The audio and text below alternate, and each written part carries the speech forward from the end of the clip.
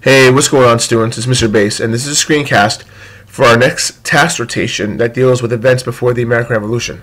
Now, the skill we're working on today with this rotation is cause and effect. Before we get started, a couple things.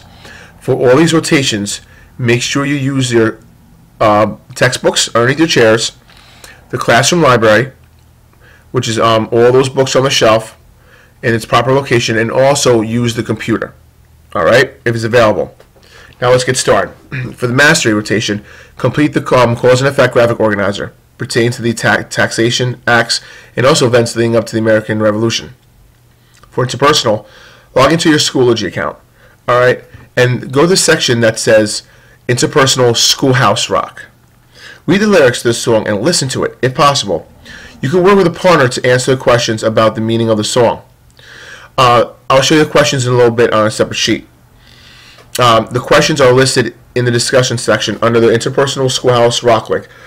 Also very important with this, make sure that you and your partner post your answers separately under your own accounts. Then we have the understanding self-expressive. For understanding, you can create a box in the bullet graphic organizer. There's an example on the bottom of this, which you need to do. In the box, make a statement on your view about the taxes Britain is putting on the colonists. Choose to make a statement from either the British or the colonist point of view. Now, under the box, explain 3 ways, bullet points, in which taxation will negatively, which is the colonist side, or positively, which is the British side, affected the country and the people. Lastly, we have the self-expressive rotation. Now, one Native American protested to the an English trader saying this: "You and the French are like 2 edges of a pair of shears, and we're the cloth which is to be cut to pieces between them." Now, I want you to just think about what does that quote mean. Whatever you think this quote means to you, I want you to create an illustration or a drawing to portray the above quote. And then, underneath the illustration, there's a question I would like for you to answer.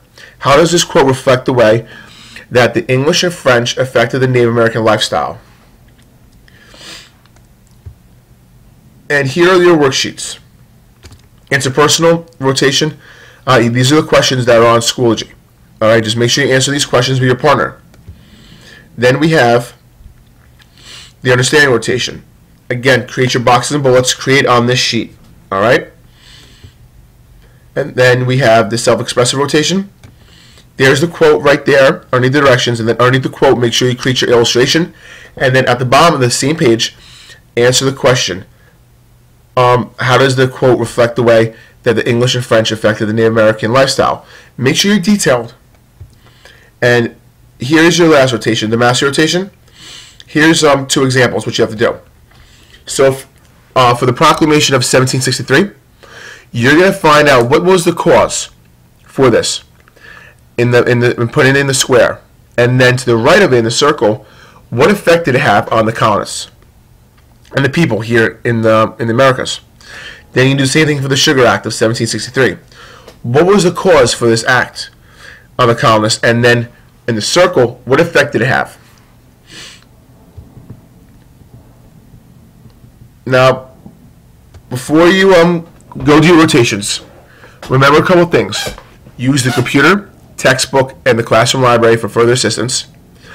During this time, remember, you can't fool around. 2 of these rotations are due the first day, and then the last 2 that you pick are due the second day. So you can't waste any time. Each rotation is worth 25 points. Total for 100 points for this rotation. You are allowed to talk with your neighbors, but it has to try to make sure it's quiet. Pretend it's a library. Because at this time too, I am doing guided reading, and I have to hear your fellow students reading to me, and I'm working on skills and strategies with them.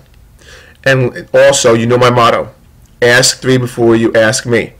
There are 20-something other students in the classroom, so if you have a question, please ask them. If no one has the answer, I am the last person you should go to. All right? Most importantly, have fun and learn. Good luck, guys.